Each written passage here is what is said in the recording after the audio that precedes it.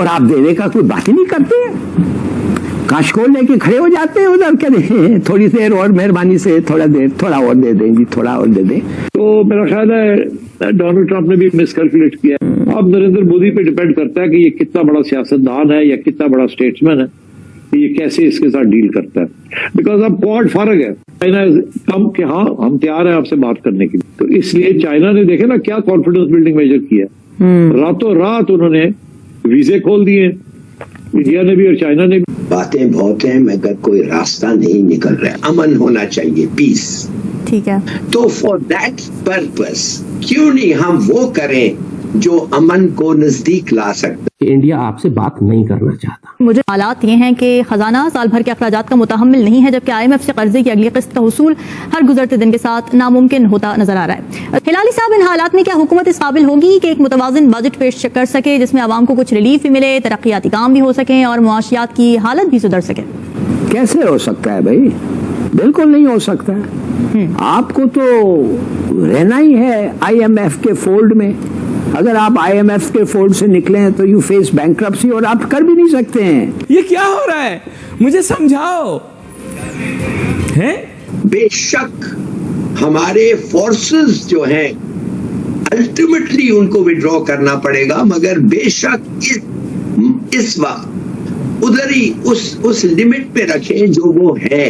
Article 370 को violet जिस blatantly और शेमलेसली उन्होंने वायलेट किया और पाकिस्तान के जाने से चू भी नहीं हुई, जैसे कहा कि सिर्फ सड़क का नाम बदल के धूप में खड़े हो गए बेगैरत, कि उसको मालूम है कि जब उसने जंग करनी है और बड़े बड़े इलाके पर कब्जा करना है उसमें पाकिस्तान के, तो वो आपसे बात क्यों करेगा। अफ्रीका के अंदर पॉलिटिशियंस ने अब इंडिया की साइड लेना शुरू कर दिया, ओपनली खुल के बोलना शुरू कर दिया है। हम लाते हैं टॉक शोज और अनलिमिटेड एंटरटेनमेंट सिर्फ YouTube पर। अगर आपने अभी तक हमारा चैनल सब्सक्राइब नहीं किया तो अभी सब्सक्राइब करें और बेल आइकॉन को क्लिक करके हमारी लेटेस्ट वीडियोस के बारे में अपडेट जानें। आपके जितने लोगों ने आपको पैसे दिए हैं, चीन है, सऊदी अरेबिया है, कतर है, पेरिस क्लब है, मल्टीलैटरल ऑर्गेनाइजेशंस हैं, वो कह रहे हैं नो मोर। अगर तुम बात नहीं सुनोगे, ना लोन मिलेगा, इन्वेस्टमेंट मिलेगा, क्रेडिट मिलेगा, फॉरेक्स मिलेगा, कुछ नहीं मिलेगा, तो यू आर स्टक, आप फंस गए हैं। और बेहतर है कि ये मान जाओ, ये ख्वाब जो आ रहे हैं कि नहीं हमें IMF की ऐसी, ये जो डार साहब का जो था ना, ये 200 से नीचे हो जाएगा जब 300 से ऊपर चले गया है डॉलर, तो ऑल दिस, ये let's get real. 48% per year is food inflation, मर रहे हैं लोग। ये है आपका बजट, और ये कम नहीं होगा ना। 22% इंटरेस्ट रेट कम होगा, इंटरेस्ट रेट कम होगा तो इन्फ्लेशन बढ़ेगी। We can't afford to do that. उसका स्कीम आपने देख लिया था, वो जो क्या था, वो पेट्रोल का स्कीम, वो डबल पेमेंट का, ये वो खत्म, फिनिश, गॉन। पता नहीं उन्होंने लगाया क्यों, I don't know what world they are living इन।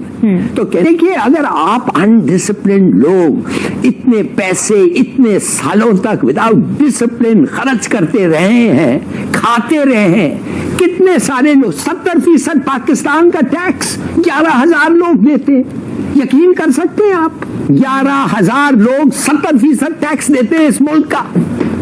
ये बहुत ही अमीर मुल्क है, लोना टैक्स, बाकी करोड़ 200 मिलियन से लोना टैक्स, 100 मिलियन 150 मिलियन निकाल दें, 20-30 मिलियन से ले, नॉट 11,000, और खुद ही खो गया है, खा गए हैं।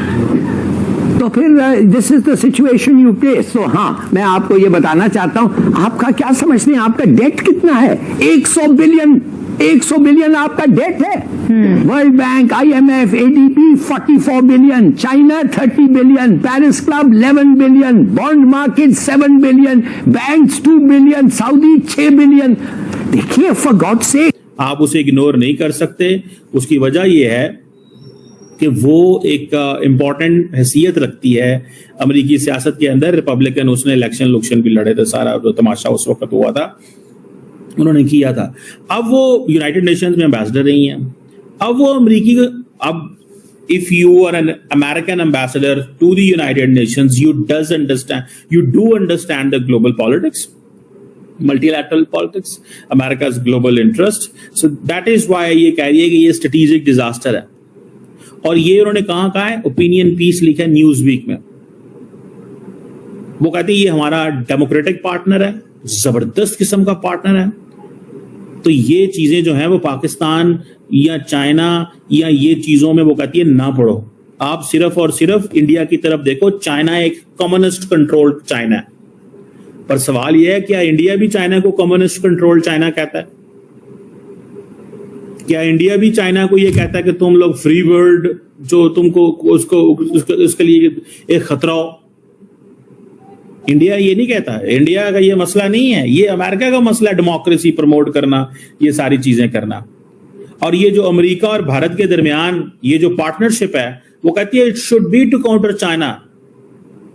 और ये कोई दिमाग नहीं रखते इस वक्त, वो कह रही है मौजूदा सदर जो हैं उनके पास कोई दिमाग मौजूद नहीं है। वो कहती है इंडिया अकेला जो है उसकी कैपेसिटी है कि वो बिजनेस कर सकता है, वो इकोनॉमी ठीक कर सकता है, वो चाइना को वो जो चीज वो कर सकता है। समझ रहे हैं आप बात को? वो जिसे कहते हैं ना, this is what she is completely making it that way. ठीक है जी। सो मुझे ऐसे लगता है, व्हाट आई अंडरस्टैंड, जो मैं चीज को अंडरस्टैंड करता हूं कि जो भी इंपॉर्टेंट चीज देखी जाएगी, जो भी इंपॉर्टेंट चीज देखी जाए, अमेरिका के अंदर पॉलिटिशियंस ने अब इंडिया की साइड लेना शुरू कर दिया, ओपनली खुल के बोलना शुरू कर दिया है। उसकी मल्टीपल रीजंस हैं। निकी हेली के अलावा जो समोसा कॉकस के लोग हैं वो भी सामने आए थे बाय द वे। और आपको पता है ना समोसा कॉकस कौन सा कॉकस? समोसा कॉकस वो है जो इंडिया के रिलेटेड बहुत सारी चीजें कर रहे होते हैं। ठीक है। सो एक तो इस चीज को हमें देखना है थोड़ा सा। दूसरी तरफ हमें जिस चीज को देखना है या जो अहमियत देनी है वो क्या है? वो ये है कि निकी हेली के अलावा कौन बोल रहा है? निकी हेली वाले समोसा कॉकस बोल रहा है, और वो समझते हैं कि जो अमेरिका है उसको अगर वाकई ही दुनिया में एक रिस्पॉन्सिबल स्टेट बनना है तो हमें और लिबरल ऑर्डर, फ्री वर्ल्ड का झंडा उठाना है तो हमें इंडिया के साथ खड़ा होना होगा। लेकिन प्रॉब्लम यह है कि अमेरिकन डीप स्टेट का स्ट्रक्चर ये कहता है कि India does not represent the liberal world और द फ्री वर्ल्ड। यूरोप तो करता है, यूरोप के लिए तो अमेरिका कहता है हम कुर्बानी देने को तैयार हैं, हम यूक्रेन को सारा कुछ देंगे, यूरोप को सारा कुछ देंगे, बट इंडिया तो वो नहीं करता। इंडिया तो वो कहता है ये तो अपना दिहाड़ी लगा रहा है हमारे साथ।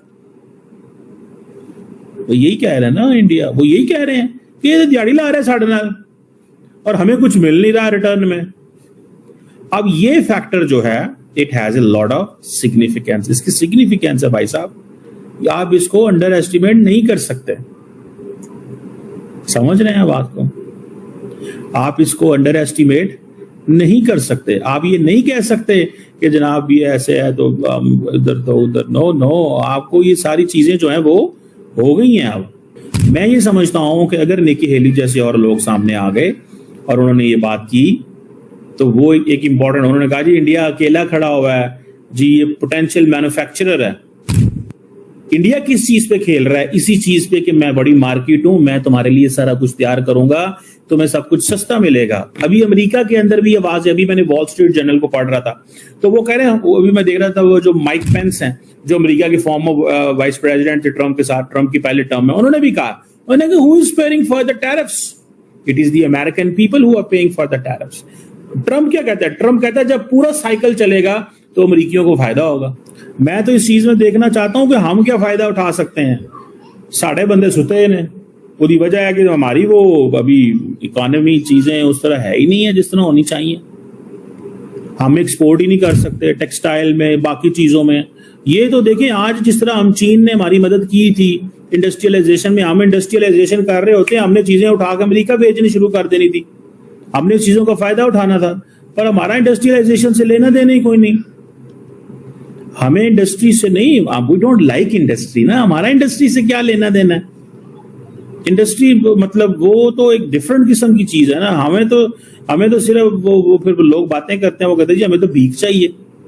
तो आपको ये वीडियो कैसा लगा कमेंट बॉक्स में जरूर लिखिए। इस वीडियो को लाइक कीजिए, शेयर कीजिए, सब्सक्राइब करना ना भूलिए आपके चैनल EFC और जेड को। मिलते हैं अगली वीडियो में। जय हिंद।